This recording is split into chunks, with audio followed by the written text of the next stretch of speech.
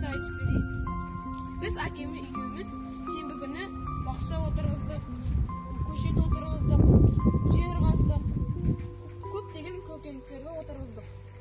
Мысалы, құлпынай, қызанақ, сарымсақ, пияз, картоп, малина отырғыздық. Тағы да жемістерді қарақат ағашы, алма ағашы, өрік ағашы, екі шие ағашын отырғыздық. Біз көптеген шаруашыны бітірдік. Енді бізде тағы да шаруа қалды. Мен сізге жастықтың түрін айтып берейін тағы да. Ол мен үйге келе жатқан кезде кішкентай мысықты көрдім. Ол мысық қатты жаурап жатты. Мен ол мысықты үйге алып келіп, тамақтандырдым, жуындырдым, оны бақтым. Анасы келіп, оны алып кетті.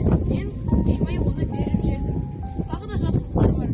Мен кішкентай інімді анам қолы бос болған кезде кішкентай інімді бақып бердім. Інімнің сабағын оқыттым.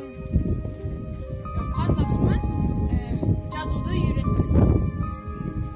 Осымен менің жастықпенен бастағанда тақырыбым бітті. Сау болыңыз. Мен Шу қаласы Жібек жолы мектеп-лицейінің 6-шы А сынып оқушысы Сәлімкерей Бекет. Жақсылықтың нұры туралы айтатын боламын. Жақсылықтың нұры дегеніміз ол жақсылық жасау. Егер де біз жақсылық жасасақ, ол адамға 1000 есе болып қайтып келеді. Жақсылық жасай білейік.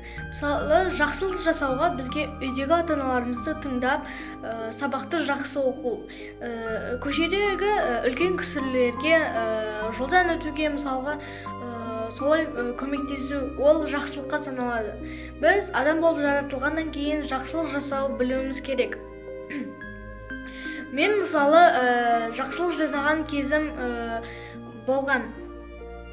Мен бір күні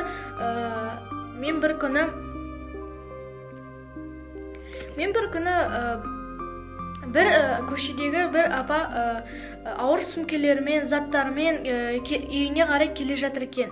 Мен оған қарап көмектесейін деп шештім. Бұл жақсылыққа жатады. Мен ол апаның сөмкесін алып, арғы көшедегі үйге дейін апарып тастадым. Апа маған рахметін айтты, ризашылығын білдірді. Бұл жақсылыққа саналады.